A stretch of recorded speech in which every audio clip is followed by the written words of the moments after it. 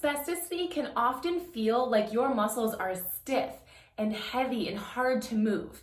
And it can range anywhere from just a little bit of discomfort and stiffness all the way to rigidness, meaning your muscles will not move at all. I am going to show you one of the exercises in the missing link that my members find to be extremely helpful for their spasticity in their hamstrings.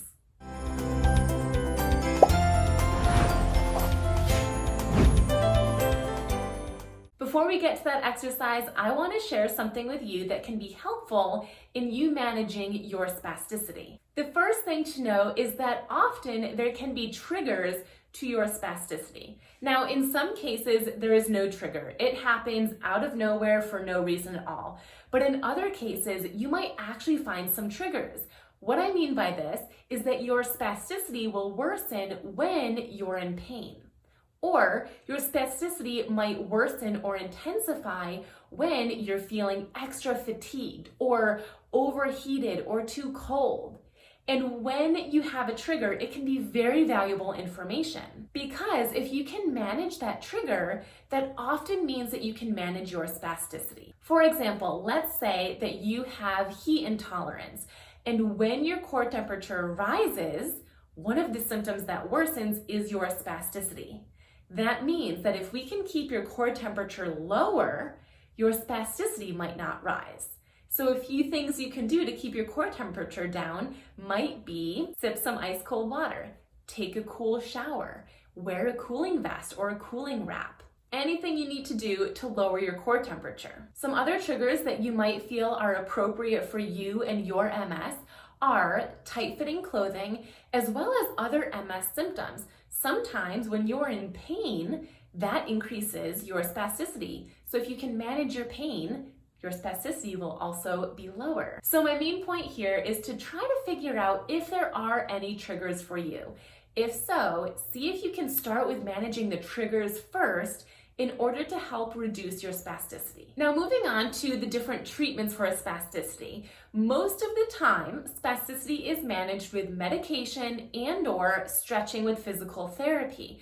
However, there are other alternatives such as Botox, phenol, baclofen pump, and surgery. Now, those aren't usually the first course of action and are only brought in if medication or stretching doesn't help.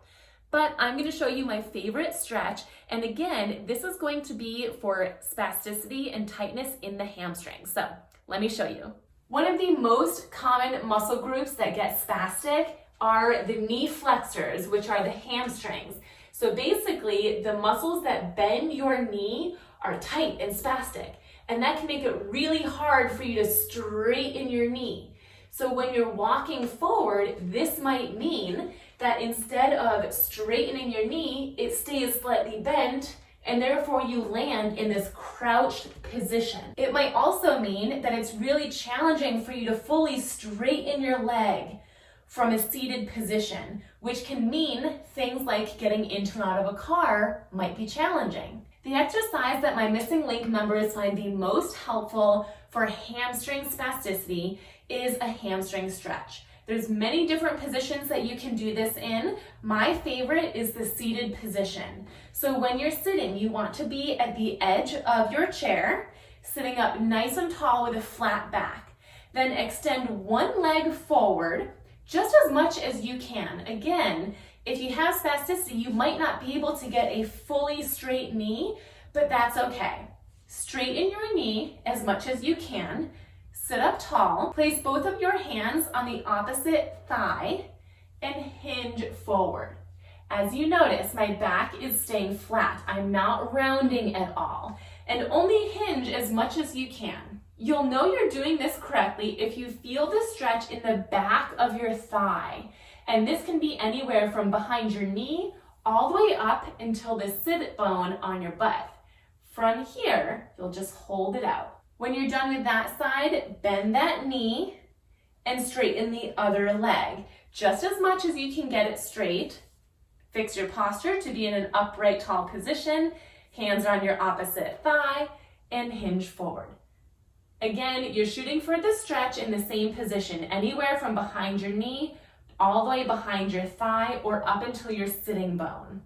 With any stretch, there's two different ways that you can hold this stretch.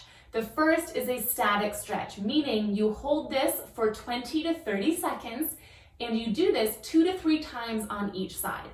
The other way of stretching is to only hold it for 2 to 3 seconds and then back off and go back into it. So for example, you have one leg forward, you're in the proper position, you'd hold for 1, 2, 3, back off so you don't feel the stretch.